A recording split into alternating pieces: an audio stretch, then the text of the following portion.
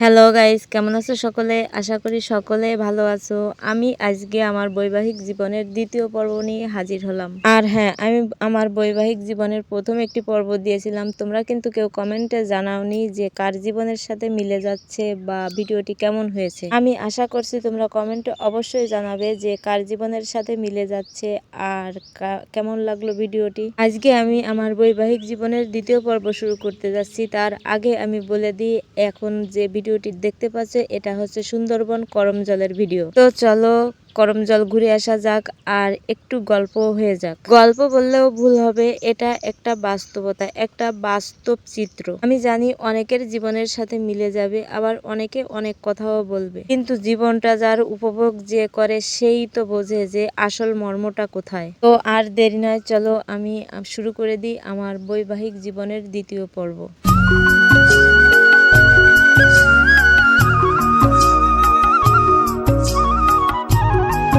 সালটা ছিল 2018 সেপ্টেম্বর মাস। আমার বিবাহ হয়েছিল।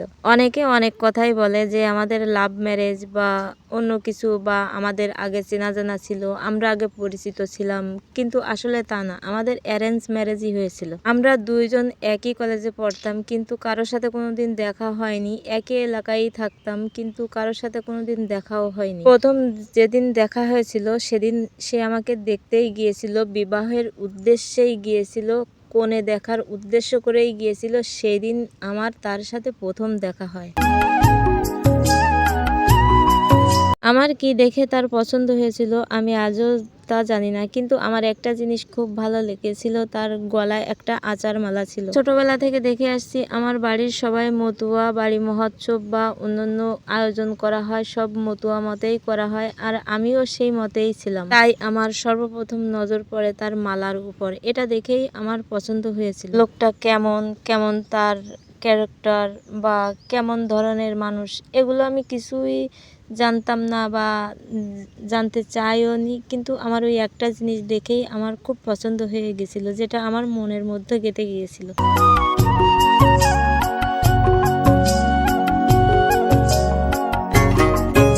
তখন আমার ডিগ্রি সেকেন্ড ইয়ার পরীক্ষা চলে, আর পরীক্ষা চলাকালীন এই কথাবার্তা শুরু হয়। নানান জনের নানান কথাবার্তা, নানান মন মালিন্য, সবকিছু মিটিয়ে যাই হোক অবশেষে আমাদের বিবাহ সম্পূর্ণ হলো। আমি আগেই বলেছি, যখন আমার ডিগ্রি সেকেন্ড ইয়ার পরীক্ষা চলমান তখন আমার এই বৈবাহিক কার্যকলাপ শুরু হয়। 7টা সাবজেক্ট পরীক্ষা হওয়ার পর 1 সপ্তাহ পরীক্ষার ভিতর গ্যাপ পাই, তার ভিতর আমার বিবাহ সম্পন্ন হয়। আর বিবাহের পরে আমি লাস্ট 8 সাবজেক্ট পরীক্ষাটা দিই। আমার সঙ্গে তার চুক্তি ছিল যে দেখো, আমি আমার বাবা মার বড় মেয়ে, আমরা 2 বোন, আমার কোনো ভাই নেই, যেহেতু আমি বড় মেয়ে সেহেতু আমার অনেক দায়িত্ব, আর এই দায়িত্ব আমার এই দায়িত্ব তোমারও। তখন অনেক প্রতিশ্রুতি সে আমাকে দিয়েছিল, যেটা এখন তার আর মনে নেই। যাই হোক, মানুষ মানুষের সঙ্গে যুগ যুগ মেলামেশা করেও মানুষ চিনতে মানুষের ভুল হয়, আর আমি মুখের কথাই বিশ্বাস করে নিয়েছিলাম, ভেবেছিলাম যে হ্যাঁ ঠিকই। আর একটা শর্তও তাকে দিয়েছিলাম, সেটা হলো আমি পড়াশোনা করতে চাই। তো সে বলল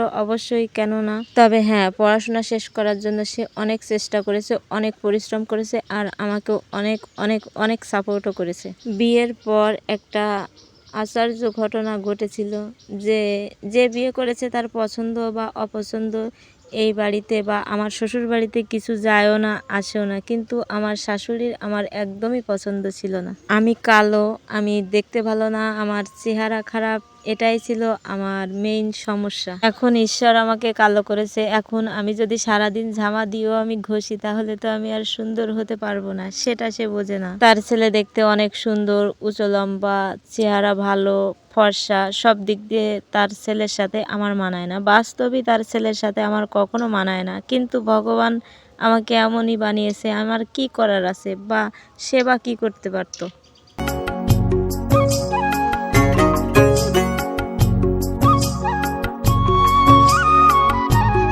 বিয়ের বিয়ের পর যেদিন শ্বশুরবাড়িতে প্রথম আসি সেদিনই আমি এই শ্বশুরবাড়ির একটা সমস্যা হয়ে দাঁড়ালাম। সেদিন আমি এই বাড়িতে আসি সেদিন আমার শাশুড়ি বলেছিল যে বিয়ে হয়েছে, দীক্ষা না নিয়ে বাচ্চা কাচ্চা নিবা না। বিশ্বাস করো 5 বছর কেটে যায় তবু আমার দীক্ষা দেয়নি। তারপর আমার হাজবেন্ডের চেষ্টায় আমরা দীক্ষা নিই, কিন্তু দুঃখের বিষয় সেদিনও তারা আমার পাশে ছিল না। যেদিন আমি দীক্ষা নিয়েছিলাম সেদিন আমার পাশে কেউ ছিল না। আমার হাজবেন্ড পার্মানেন্ট কোনো কাজ করতো না, বা এখনো করে না পার্মানেন্ট কোনো কাজ। তো মাঝে মাঝে যা একটু কাজ করে, যে টাকা পায় তার বাবার কাছে এনে দেয়, তার বাবাই সংসার চালায়। যেহেতু তার বাবা সংসার চালায়, তার বাবা মানে আমার শ্বশুর সংসার চালায়, সেহেতু ইনকাম যা করবে তা তো বাবারই প্রাপ্য, বাবার কাছে এনে দেয়। কিন্তু কষ্টের বিষয় একটা, আমার যদি কিছু প্রয়োজন হতো তাহলে আমার শ্বশুরের কাছেই চাইতে হতো। আমার হাজবেন্ডের কাছে চাওয়ার কোনো সুযোগই ছিল না, তার কোনো রোজগার নেই। আমি যদি চাই তাহলে দেবে বা কোথা থেকে? কতটা বোকা আমি আজও কল্পনা করি যে একটা বেকার ছেলেকে আমি আমার জীবন সাথী সারা জীবনের জন্য আমি বেছে নিলাম। তবে বোকা বা বুদ্ধিমানের প্রশ্ন না, এটা আমি ঈশ্বরের কাছ থেকে চেয়েই নিয়েছিলাম। আমি ঈশ্বরের কাছে চাইতাম, ঈশ্বর আমি কালো, আমার হাজবেন্ড যেন একটু সুন্দর হোক, আর আমি যতটা লেখাপড়া জানি আমার হাজবেন্ড যেন তার থেকে একটু নিচে থাকুক, যাতে আমার সম্মান করতে জানে, আমাকে শ্রদ্ধা করতে জানে, বা সে তার শিক্ষার মর্মটা বুঝতে পারে। প্রয়োজনে আমি তাকে ইনকাম করে খাওয়াবো, কিন্তু সে যেন আমাকে একটু ভালোবাসে। ঈশ্বরের কাছে সব চাওয়া আমার পরিপূর্ণ করলো, কিন্তু ভালোবাসাটা সেটা আর পরিপূর্ণ হলো না।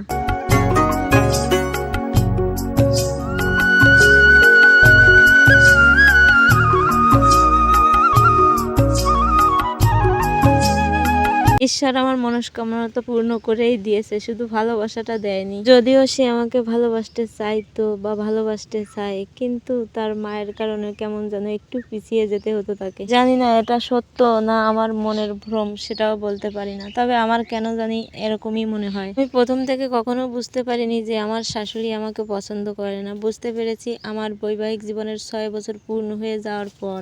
ততদিনে আমি আমার স্বামীর মন থেকে অনেক দূরে, অনেক অনেক দূরে চলে গিয়েছি।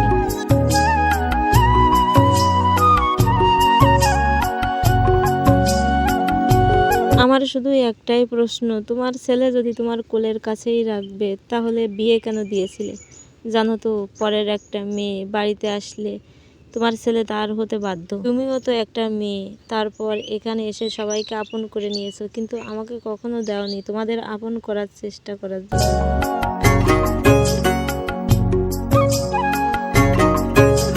আধা ঘন্টা ধরে হাঁটতে হাঁটতে এখন একটু নিরিবিলি এক্সপ্রেস পেলাম।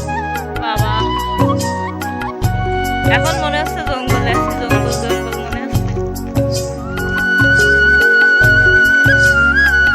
আমার স্বামী তোমার ছেলে, আমার শ্বশুর তোমার স্বামী, আমার ননদ তোমার মেয়ে, আমার দেবর সেও তোমার ছেলে, সবই যে সময় তোমার, সে সময় এই ছেলে কেন বিয়ে দিয়েছিলে?